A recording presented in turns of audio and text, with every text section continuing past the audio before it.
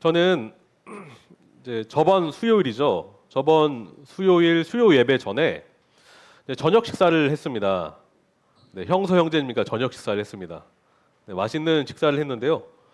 네, 식사를 하고 교회에 이제 돌아오는데요. 이제 형서 형제님이 저한테 그러는 거예요. 목사님, 저 그 횡단보도 맞은편 버스 정류장 쪽에 몰몬교 전도자들이 있는 것 같아요. 그러는 거예요. 그래서 제가 이제 형서 형제님께 우리 저쪽으로 가자 해서 길을 건너갔습니다.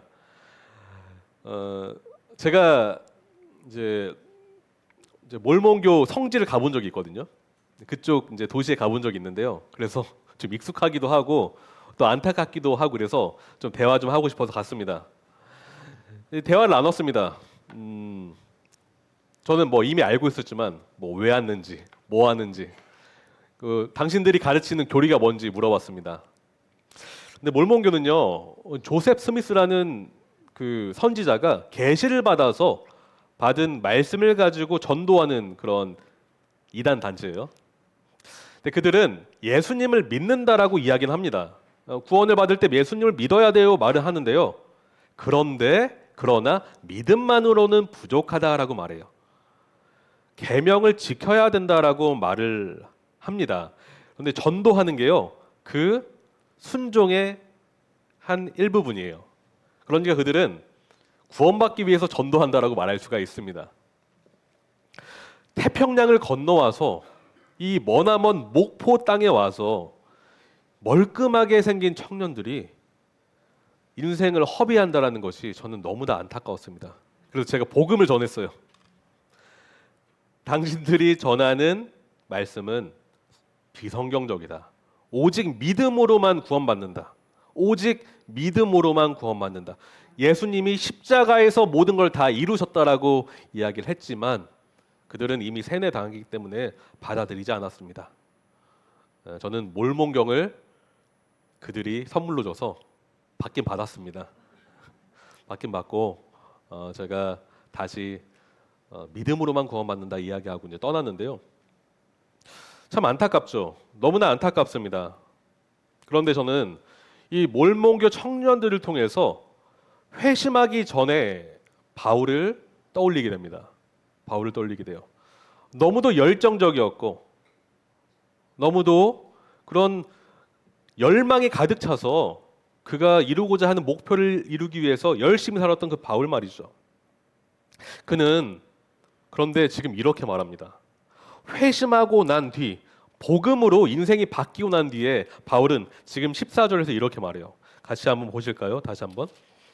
이렇게 말합니다. 헬라인이나 야만인이나 지혜 있는 자나 어리석은 자에게 다 내가 빚진 자라라고 말을 하는데요. 그의 입술에서 이런 고백을 기대하기 어려웠습니다. 어려웠어요. 그런데 그는 지금 다 내가 빚진 자라. 그의 고백에서는 저는 이런 고백이 들립니다. 나는 복음에 빚진 자라. 나는 예수께 빚진 자라라고 말이죠. 성도님, 그런데요, 우리가 빚을 지면 마음이 어떻습니까? 불안하죠.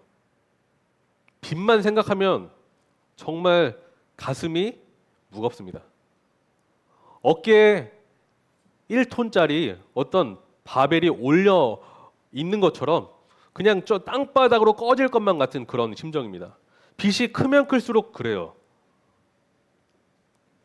그런데 왜 바울의 고백에는 우울감이 없을까요?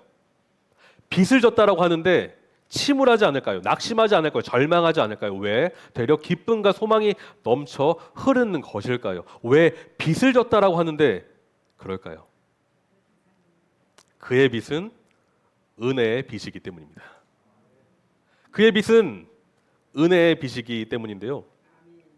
저는 오늘 이 말씀을 통해서 이 빚진 자가 어떤 의미인지를 좀 더 깊이 살펴보고자 합니다.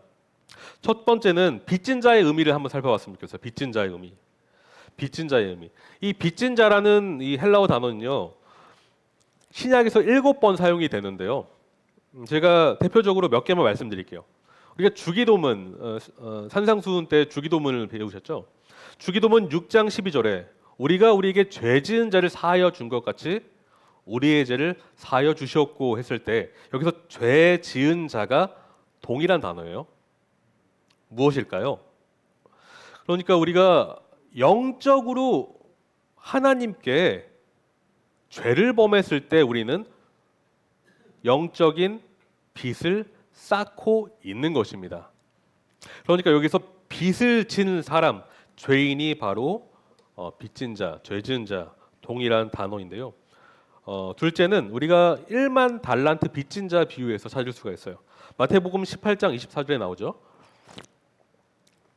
성도님, 1만 달란트라는 것은 어느 정도의 빚인 줄 아세요? 1만 달란트. 1만 달란트. 제가 찾아보니까요. 1달란트는 16년치의 연봉입니다. 오늘날로 따지면요. 그럼 1만 달란트는 몇 년치의 돈일까요? 16만 년치의 연봉입니다.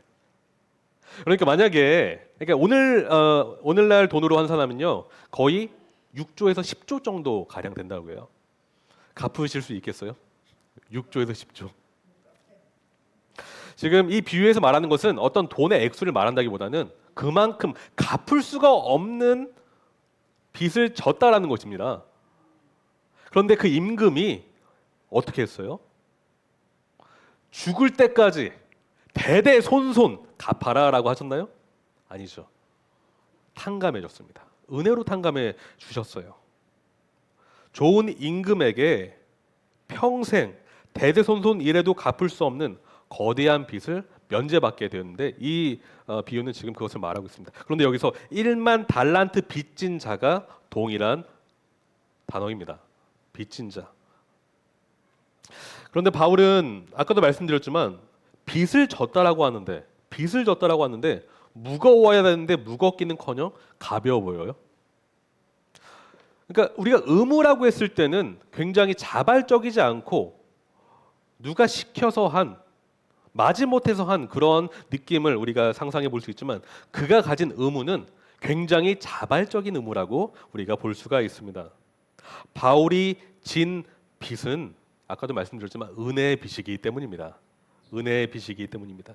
다시 말해 하나님으로부터 온 빚이기 때문에 그는 기쁜 마음으로 자발적으로 능동적으로 이 빚을 갚겠노라라고 지금 말하고 있습니다. 그런데 세상의 빚을 한번 생각해 보셨으면 좋겠어요. 여러분, 모든 빚은 관계적입니다. 이게 무슨 뜻일까요? 빌린 사람이 있고 빌려준 사람이 있죠. 빚은 관계적이에요. 빌렸으면 갚아야 됩니다. 그렇죠? 관계적입니다. 그런데 모든 채무가 나쁜 것은 아니죠. 우리가 필요에 따라서 건강하게 대출을 받을 수도 있습니다. 대출을 받을 수가 있어요. 사업을 하거나 집을 살 때 어떤 목적에 따라서 대출을 받을 수가 있는데요. 그러나 성도님, 자기 욕망을 실현하기 위해서 계속 대출을 받는 것은 파괴적입니다. 파괴적인 영향을 끼치게 돼요. 이 빚은 관계적이기 때문에 자신뿐만 아니라 타인에게 큰 영향을 미치는데 그것이 욕망에 사로잡혀 있는 빚이라면 그렇게 파괴적이라는 것이죠. 저는 제가 청년 시절에 알게 된 한 형제가 있습니다. 그 형제님은요, 저보다 이제 동생인데요. 제가 아주 사랑하고 아꼈던 동생입니다. 천주교를 다녔습니다. 천주교를 다녔는데 하나님의 은혜로 저희 교회에 와서 구원을 받게 됐어요. 그는 입술로 구원받았다고 고백을 했습니다. 그런데 제가 신앙생활을 하면서 청년 생활을 하면서 제가 나중에 알게 된 사실이지만 그 청년은 한 명, 두 명, 세 명 돈을 빌렸어요. 돈을 빌렸습니다. 조금씩 돈을 빌렸는데 근데 제가 알게 된 사실은 그 청년이 작년 우리 성도님들에게도 돈을 빌리셨던 거예요. 집사님, 모매님, 뭐 모치님 뭐 이렇게 돈을 빌리셨던 것 같아요. 근데 알고 보니까 수천만 원에 이르는 돈을 빌렸던 거예요. 한 청년에게만 몇 천만 원의 돈을 빌렸습니다. 지금 그 형제님, 그러니까 돈을 빌려준 형제님은 엄청난 고통에 사로잡혀 있어요. 그래서 지금 어떻게 해야 되나 고민하고 있는데요. 그 사건에 대해서 우리 같이 이야기한 형제님들과 같이 나눈 사실은 그 청년이 우리가 구원을 받았는지 안 받았는지 판단할 수는 없지만 굉장히 자기 욕망에 사로잡혀 있다라는 결론에 우리가 도달했습니다. 그래서 거룩하지 못한 습관을 가지고 계속 돈을 빌리는 것이죠. 계속 돈을 빌리는 것입니다. 그래서 지금 많은 형제 자매들에게 피해를 주고 그런 파괴적인 영향력을 끼치고 있습니다. 그런데 성도님, 지금 바울이 말하는 빚은 다릅니다. 다르죠. 그는 사람에게 빚을 진 적이 없어요. 다른 사람에게 돈을 빌려달라고 한 적이 없어요. 어떤 것을 빌려달라고 한 적이 없습니다. 그는 빌린 적이 없어요. 그런데 왜 빚을 졌다라고 말하고 있을까요? 왜 빚을 졌다라고 말하고 있을까요? 그는 은혜의 빚을 졌기 때문입니다. 은혜의 빚을 졌기 때문입니다. 성도님, 우리는요 저마다의 담의색이 있습니다. 이게 무슨 말일까요? 특히 회심하기 전 자연인들에게 있어서 모든 사람에게는 다 저마다의 담의색이 있어요. 바울이 달려갔던 그 담의색처럼 말이죠. 담의색은 우리 계획, 우리 소원, 나의 욕망을 실현시켜줄 장소와 같습니다. 우리는 그 담의색을 향해서 걸어가고 뛰어갔던 사람들입니다. 인정하진 않더라도 우리는 우리 자신만의 담의색이 있었어요. 무엇입니까? 어떤 분들은 자식 농사를 계획합니다. 그래서 모든 열정을 자식 농사에 다 쏟아붓습니다.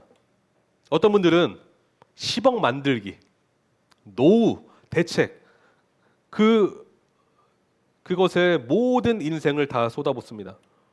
자기 비전을 위해서, 자기 계획을 위해서 열심히 살아갑니다.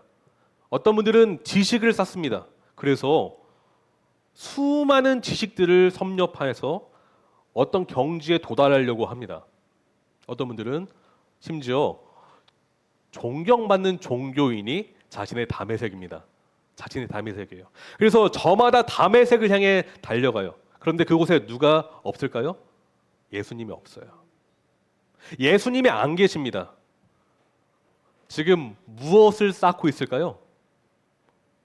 죄의 빚을 쌓고 있는 것입니다. 왜냐하면 그 곳에는 예수님이 없으시기 때문입니다. 예수님이 없는 삶은 영적인 채무를 더 가중되게 만드는 그런 삶일 뿐입니다. 예수님이 없다면, 우리의 욕망이 그 삶을 지배한다면 그 삶은 빚진 삶으로 나아갈 뿐입니다. 우리의 어깨에는 더 무거운 짐이 얹혀지고 절대 스스로 해결할 수 없는 그 빚 굴레에 사로잡혀서 그 구렁텅이로, 그 늪으로 더 빨려 들어갈 뿐입니다. 우리는 그 담의색으로 향하고 있었습니다. 바울이 그랬던 것처럼 말이죠. 그런데 예수께서 우리를 만나 주셨어요. 생각해 보십시오. 예수님이 바울을 만나 주실 이유가 있었습니까? 이유가 있었나요? 이유가 있었나요? 바울의 행동을 근거로 했을 때 이유가 있었습니까? 바울은 기독교를 말살하려고 했습니다. 기독교인을 다 잡아다가 감옥에 넣으려고 했습니다. 그런데 예수님이 바울을 만나 주실 어떤 이유가 있었나요? 그런데 예수님 만나 주셨어요. 왜 그럴까요? 십자가 복음은 은혜의 복음이기 때문입니다. 사랑하는 성도님, 세상은요 상대방을 보고 상대방의 조건을 보고 상대방의 행동을 보고 반응하라고 말하는 것이 세상 논리예요. 그런 논리로 따지면 바울은 절대 하나님을 만날 수가 없었습니다. 저와 여러분도 마찬가지입니다. 우리는 다메섹으로 향해 걸어갔고 달려갔지만 하나님은 그 다메섹 길목에서 우리를 만나 주셨습니다. 우리는 은혜의 복음을 만나게 됐습니다. 저는 묻고 싶습니다. 성도님은 이제 그 죄의 빚으로부터 자유해지셨나요? 그 죄의 빚이 은혜의 빚으로 바뀌셨습니까? 만약에 이 사실에 대한 확신이 없으시다면 오늘 말씀을 귀 기울여 들으시길 바랍니다. 예수님은 우리 대신 모두 갚아주셨어요. 여러분, 몰몬교 청년들을 생각해 보십시오. 그들은 왜 전도할까요? 그들이 갚으려고 전도하는 것입니다. 자신의 빚을 자기 스스로 갚으려고 전도하는 것입니다. 다른 이유가 없어요. 그 무게를 스스로 짊어지려고 전도하는 것입니다. 하지만 우리는 다릅니다. 예수님이 모두 십자가에서 갚아주셨어요. 그것이 우리의 복음입니다. 우리의 복음입니다. 지금까지 빚진 자의 의미를 살펴봤는데요. 앞으로 빚진 자의 대상을 빚진 대상을 살펴보겠습니다. 빚진 대상. 성도님, 제가 성도님께 이렇게 말한다고 한번 해볼게요. 저는요, 일주일간 목포를 동서남북을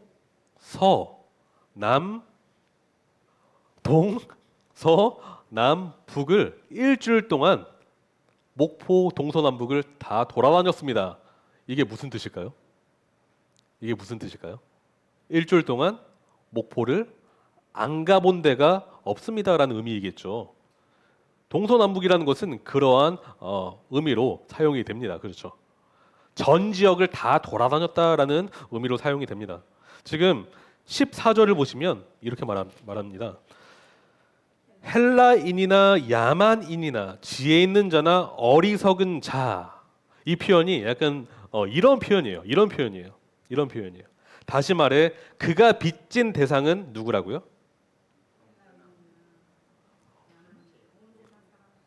모든 사람이라는 것입니다. 모든 사람에게 내가 빚졌다. 어떤 일부의 사람, 바울이 사랑하는 사람, 바울의 코드에 맞는 사람, 바울이 전도하고 싶은 사람, 내 가족, 내 친척, 내가 어렸을 때 같이 놀았던 친구들, 그런 부류의 사람이 아니라 모든 사람에게 빚을 졌다라고 말하고 있습니다. 우리는 왜 그가 이렇게 말하는지 한번 살펴볼 필요가 있는데요. 역사적으로 한번 살펴볼 필요가 있습니다. 성도님, 여기서 헬라인이라고 말하고 있잖아요. 헬라인이라는 것은 그리스 문화, 철학, 사상, 언어를 향유하는 모든 사람들을 포함합니다. 헬라인이라는 것은요. 그러니까 이 안에는 로마인도 포함됐다라고 말할 수가 있어요. 지중해 전역을 주도했던 문화가 바로 헬라 문화이기 때문입니다. 헬라 문화요. 성도님, 예나 지금이나 사람들은 이것을 좋아해요.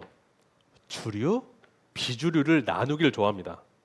주류인 사람들은 자신을 주류라고 여기면서 자신 그룹에 속하지 않은 사람들을 비주류로 나누고 그렇게 생각을 합니다. 무엇이죠?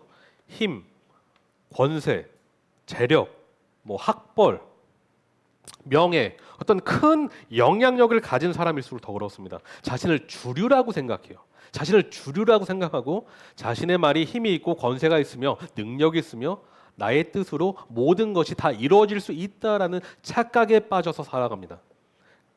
주류라고 생각하는 사람들일수록 그럽니다. 그런데 로마 사람들이 그랬어요. 로마 제국의 사람들이 그랬습니다. 그들은 자신을 주류라고 여겼고요. 또한 로마 문화, 특히 로마 철학을 자신의 지혜라고 생각했던 사람들은 주류라고 여겼어요. 자신이 지혜롭다라고 여겼기 때문입니다. 특별히 헬라어, 그 그리스어를 사용한 사람들은 이방인, 그러니까 헬라어를 사용하지 않는 사람들을 봤을 때 야만인이라고 생각했습니다. 왜 그런지 아세요? 그들의 귀에는 다른 사람의 소리가 바르 이렇게 들렸다고요. 바르. 예를 들면 한국 사람이 한국말만 하는 사람이 있습니다. 그런데 중국어를 듣습니다. 어때요? 그 소리가 어떻게 들립니까? 의미가 이해가 되나요? 이해되지 않죠? 그냥 의미 없는 소리로 들릴 뿐입니다. 그러니까 헬라인에게 헬라 말이 아닌 그런 다른 말을 쓰는 사람들은 바르 의미 없는 소리를 내는 사람으로 느껴졌다는 것이죠. 그래서 바로이라는 헬라어는 야만인이라는 뜻인데 바로 이렇게 번역을 하고 있어요. 그러니까 헬라인 입장에서, 주류인 입장에서 아닌 다른 사람이 야만인으로 여겨졌다라는 것입니다. 지금 바울은 그 세상에 지금 유행하는 그런 말을 그대로 사용하는 것뿐입니다. 오늘날 자신을 주류라고 생각하는 사람들은 다른 사람들을 말은 그렇게 하지 않지만 야만인처럼 여겨요. 내가 맞기 때문에, 내 뜻이 옳기 때문에, 내 생각이 진리이기 때문에 그렇지 않은 사람들의 생각을 무시하고 멸시하죠. 특히 로마 제국 사람들이 그러했고 헬라 철학을 따르던 사람들이 그러했습니다. 오늘날 주류인 사람들, 특히 엘리트주의에 빠져 있는 사람들이 그렇습니다. 나는 옳고 당신은 틀렸어. 이런 사람들의 특징은 무엇인 줄 아세요? 그들은 복음과 멀리 떨어져 있습니다. 복음과 멀리 떨어져 있어요. 왜 그런 줄 아세요? 복음은 사람을 차별하지 않기 때문입니다. 복음은 사람을 차별하지 않기 때문입니다. 여러분, 바울 한번 보십시오. 그는 다소 길리기아 출신의 그의 시민권이 무엇인 줄 아세요? 네, 로마 시민권자였어요. 그런데 그는 유대인이었습니다. 바리새인이었어요. 율법에 정통했고 로마 시민권을 가지고 있는 헬라 철학에 능통했던 자였어요. 회심 전에 바울은 어떤 사람이었을까요? 차별하는 사람이었습니다. 차별하는 사람이었어요. 사람을 골라 사귀었습니다. 그는 자기 사상에 심취한 나머지 자기 사상을 따르지 않는 사람을 핍박하기도 했어요. 차별주의자였어요. 차별주의자. 그는 복음과 멀리 떨어져 있던 사람입니다. 하지만 복음이 그의 심령을, 그의 세계를 바꾸자. 그는 어떻게 됐죠? 지금 이렇게 고백하잖아요. 다 내가 빚졌다. 모든 사람에게 내가 빚졌다라고 말하고 있습니다. 이것이 복음에 의해 바뀐 사람의 고백입니다. 성도님, 왜 한번 생각해 보셨으면 좋겠어요. 왜 복음은 사람을 차별하지 않을까요? 한번 생각해 보셨으면 좋겠어요. 복음이 사람을 차별했다면 우리는 구원받을 수 있었을까요? 한번 생각해 보세요. 복음이 바울을 차별했다면 그가 구원받을 수 있었을까요? 없었습니다. 복음이 저를 차별했다면 제가 강단에 설 수 있었을까요? 복음이 여러분을 차별했다면 지금 여러분이 예배 드릴 수 있었을까요? 복음은 사람을 차별하지 않습니다. 복음은 모든 사람에게 평등하게 열려 있습니다.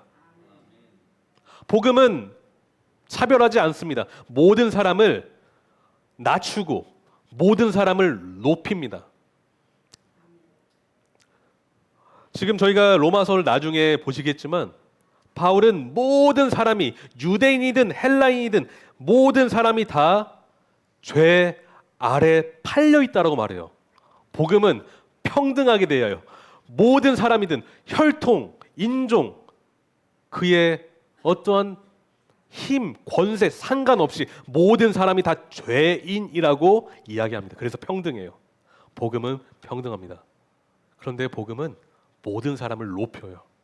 그가 아무리 어리석더라도 복음은 모든 사람에게 이해할 수 있는 주님의 말씀입니다. 복음은 평등합니다. 그런데 우리가 복음을 제대로 이해하지 못하면 우리도 모르게 복음의 그 가치가 아니라 나의 가치로 사람을 대한다는 것이죠. 나의 생각으로, 나의 기준으로 복음을 재단합니다. 그래서 이 사람과만 복음을 나누고 저 사람과만 복음을 나누고 나와 맞는 사람, 나와 코드가 맞는 사람.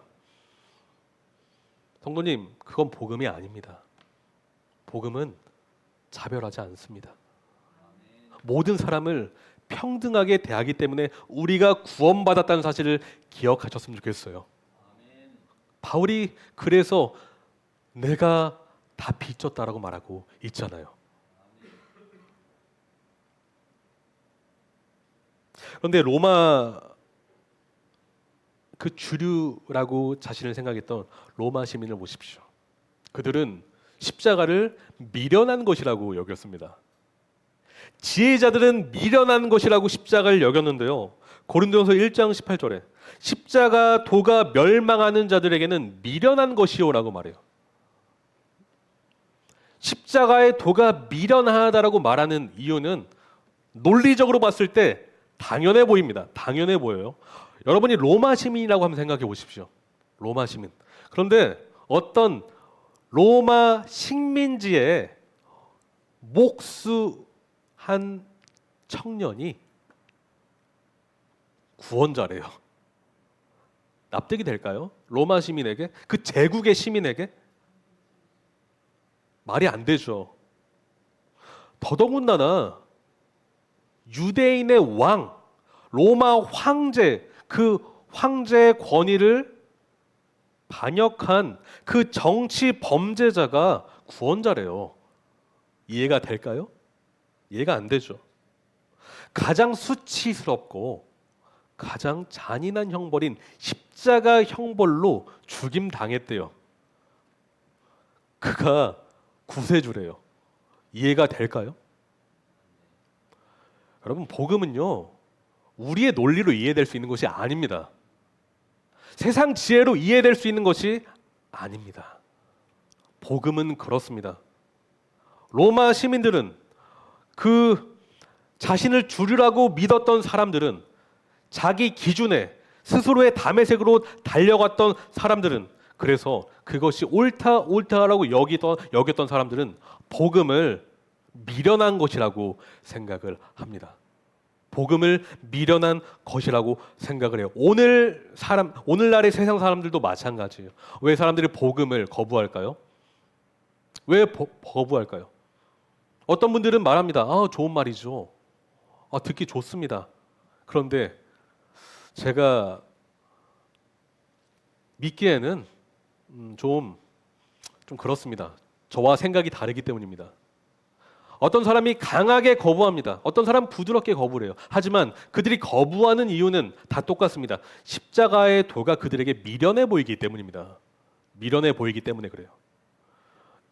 성도님은 십자가의 도가 어떻게 느껴지십니까?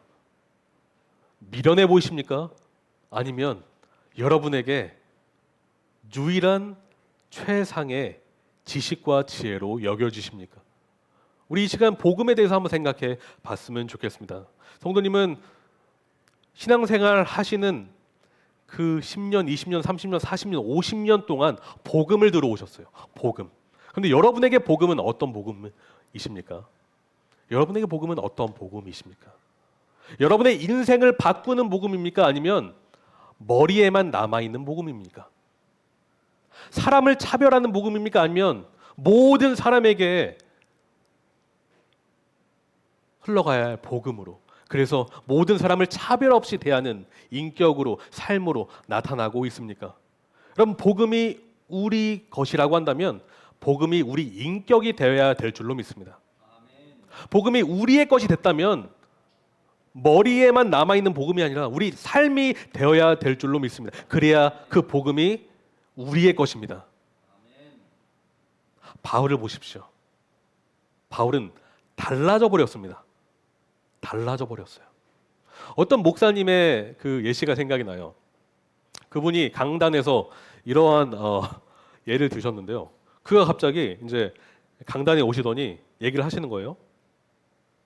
성도님, 제가 설교 강단에 오기 전에 몇 톤 트럭에 지금 치여서 죽을 뻔했습니다.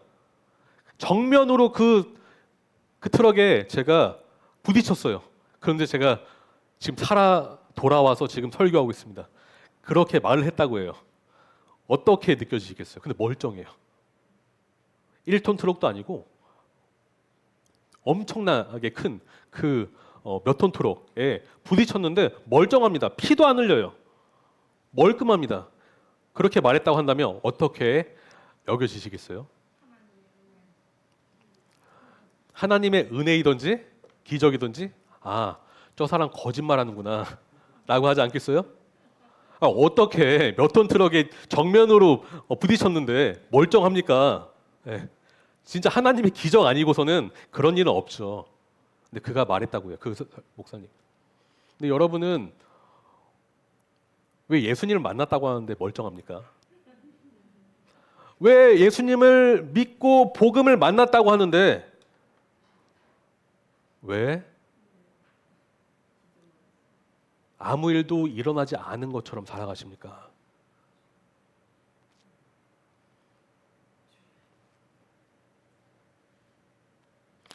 복음은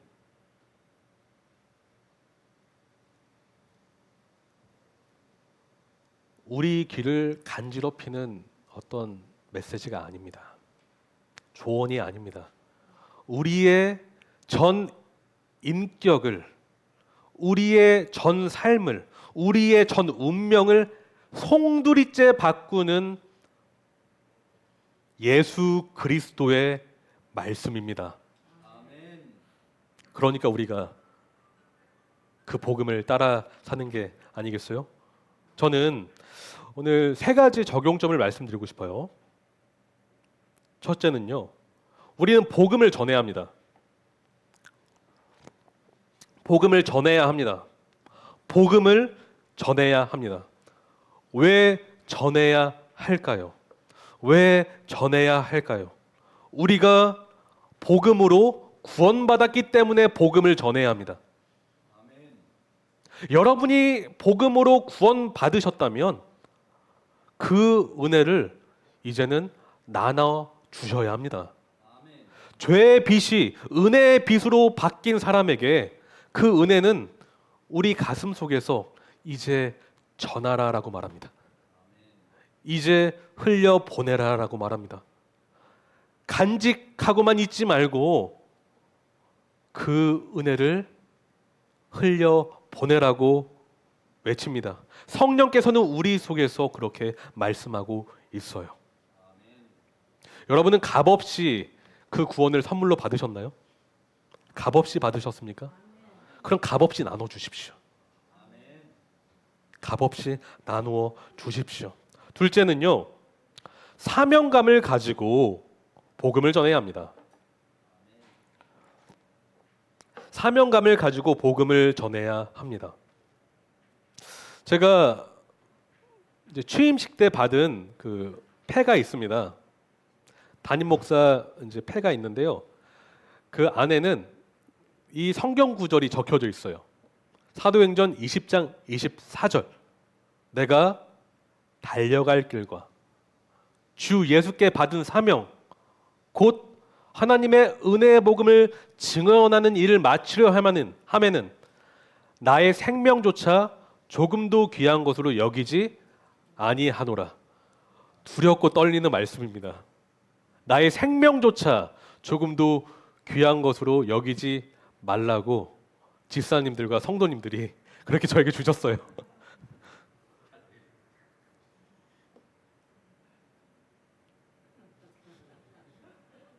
가슴에 새기겠습니다. 사랑하는 성도님, 그런데 이 말씀이요, 바울에게만 해당되는 말씀일까요?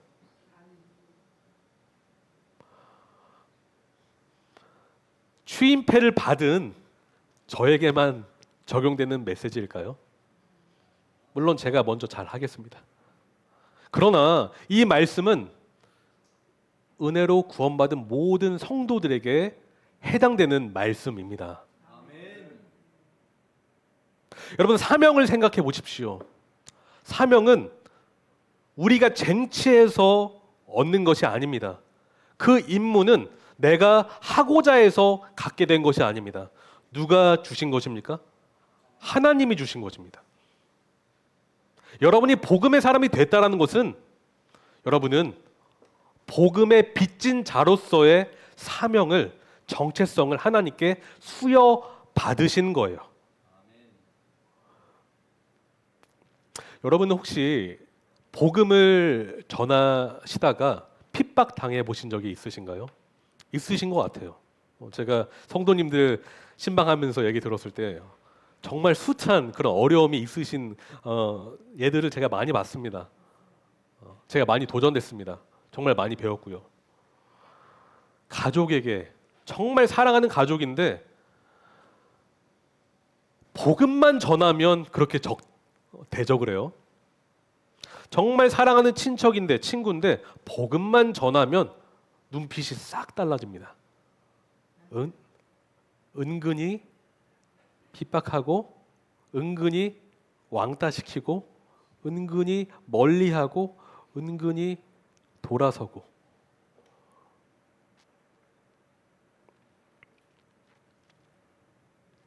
그때 이 사실을 기억하십시오. 나는 복음의 빚진 자다. 그들의 반응과 심지어 그들의 멸시와 그들의 조롱과 그들의 거부는 우리의 사명을 없이 할 수가 없습니다. 왜냐하면 우리는 이미 복음의 빚진 자이기 때문입니다. 여러분, 그때 핍박을 당하실 때, 은근한 그런 조롱을 당하실 때, 여러분을 거부하실 때 이 사실을 기억하십시오. 이 사실을 되뇌이십시오. 이 말을 떠올려 보십시오. 우리 같이 한번 따라 볼까요? 나는 복음의 빚진 자다. 나는 복음의 빚진 자다. 여러분은 복음의 빚진 자이시기 때문에 그냥 하시는 것입니다. 바울도 로마에 가기를 원했어요. 여러분, 로마에 간다는 것은 공격, 핍박, 그 원수들의 극심한 공격을 예상하는 그런 상황이었어요. 그럼에도 불구하고 그는 로마에 가기를 원했습니다. 로마에 가기를 원했어요. 단 하나의 이유를 꼽자면 그는 사명이 있었기 때문입니다. 하나님이 주신 그 사명을 자기의 목숨이 다하더라도 그 사명을 이루고자 하는 그 마음, 바로 그리스도 예수에 대한 사랑 때문에 그는 복음을 전했다는 것을 기억하십시오. 세 번째는요, 이제 마지막인데요. 우리는 차별 없이 복음을 전해야 합니다. 차별 없이 복음을 전해야 합니다. 저는 오늘 말씀을 보면서 저한테 적용을 했을 때 이런 생각이 떠올랐어요. 복음이 나를 차별했다면 어떠했을까? 복음이 나를 차별했다면 나는 어떠한 삶을 살고 있을까? 끔찍합니다. 끔찍해요. 복음이 나를 차별했다면 저는 고집이 굉장히 셉니다. 진짜예요. 강씨잖아요. 강씨잖아요. 저는 고집이 진짜 셉니다. 우리 어머니가 굉장히 강하시거든요. 저를 군사 교육하듯이 키우셨어요. 그런데 제가 그 어머니를 반항하고 이기려고 했어요. 물론 죄였죠. 근데 정말 고집이 세서요. 어머니도 나중에는 두 손 두 발 다 들으셨는데, 제가 음악을 했지 않습니까? 저는 어머니 몰래 수능을 보고 음대에 붙었어요. 그래서 통보를 했죠. 어머니 저는 음대 가겠습니다. 어머니 알아누우셨죠. 네, 저는 그 정도로 고집이 셌었습니다. 저는 위선자였습니다. 위선자였어요. 말은 그렇게 하지 않았지만 속은 굉장한 그 거짓과 위선에 사로잡혀서 삶을 살았던 사람입니다. 저는 거짓된 그런 마음을 품고 살아갔었습니다. 저는 이기적이었습니다. 저는 이기적이었어요. 저만 아는 사람이었어요. 그런데 하나님이 저에게 복음의 빛을 비춰주셔서 깨닫게 하셨어요. 아, 나는 죄인이구나. 나는 죄인이구나. 오직 그리스도의 복음만이 이 죄의 문제를 해결할 수 있구나. 만약 복음이 저를 차별했다면 제가 하나님 앞에 나올 수 있었을까요? 사랑하는 성도님, 여러분 주위에 믿지 않는 분들은 지금 낭떠러지로 걸어 들어가고 있습니다. 여러분 앞에 눈이 보이지 않는 맹인이 있다라고 생각해 보십시오. 근데 그 맹인이 한 발짝, 두 발짝 낭떠러지로 지금 걸어 들어가고 있습니다. 근데 여러분이 그 사실을, 그 현장을 지금 지켜보고 있어요. 어떻게 하시겠습니까? 그가 꽃길을 걷는 것처럼 바라보시겠어요? 아니죠. 여러분, 우리는 믿게 된 사람은요, 이제 영적으로 눈이 띄어진 사람이에요. 이제는 십자가 복음의 관점으로 사람들을 분별하고 바라볼 수 있는 사람이라는 것입니다. 여러분 주위의 불신자들은 지금 지옥의 구렁텅이로 걸어 들어가고 있습니다. 그런데 가만 놔두시겠습니까? 혹시 이렇게 생각하실지 모르겠어요. 아, 저분요 얼굴이 너무나 무섭게 생겼어요. 제가 다가가기 어렵습니다. 저 팔에 문신을 보세요. 제가 가면은 저는 욕만 먹을 것입니다. 저 보십시오. 고집이 너무 세잖아요. 주관이 너무 강하다고요. 제가 말해봤자 전혀 듣지 않을 것입니다. 저 사람을 보십시오. 너무 많이 배웠어요. 너무 많이 배웠고 너무나 모든 사상에 능통합니다. 어떻게 복음을 받아들일 수 있겠어요? 저 사람 보십시오. 배움이 없습니다. 너무도 배우지 않았다고요. 어떻게 복음을 이해하겠습니까? 혹시 이러한 생각에 빠져 계신가요? 여러분 다시 한번 생각해 보십시오. 복음은 차별하지 않습니다. 복음은 차별하지 않습니다. 우리는 차별 없는 그 복음을 전해야 합니다. 저는 몰몬교 그 청년들을 다시 한번 생각해 봅니다. 그 태평양을 건너서 지금 이 땅에 와서요. 목포에 왔습니다.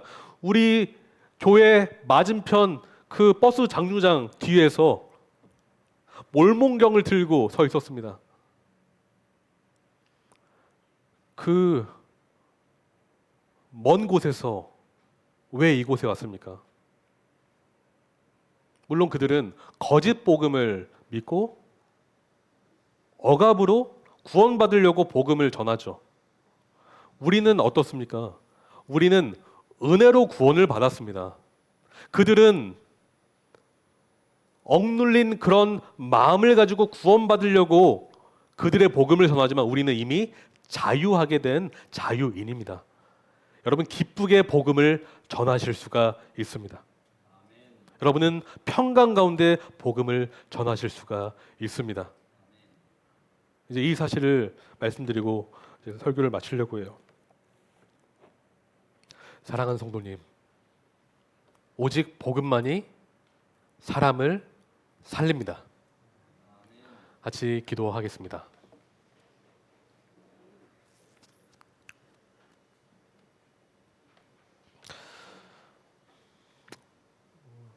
오늘 나는 복음의 빚진 자입니다라는 제목을 가지고 말씀을 들었습니다.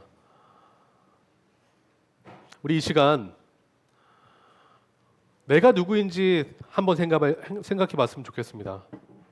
내가 어떠한 은혜를 받았는지, 어떠한 빚을 탕감받았는지, 그래서 주님이 주신 그 사명이 무엇인지 생각해 봤으면 좋겠습니다. 오늘 들은 말씀이 우리 삶 속에서 적용될 수 있게 해달라고 같이 기도했으면 좋겠습니다. 무엇보다도 그 차별 없는 복음으로 구원받은 우리가 그 복음을 사람들에게 전달하는 전달자의 삶을 살 수 있게 해달라고 다 같이 기도하는 시간 갖도록 하겠습니다. 기도하겠습니다.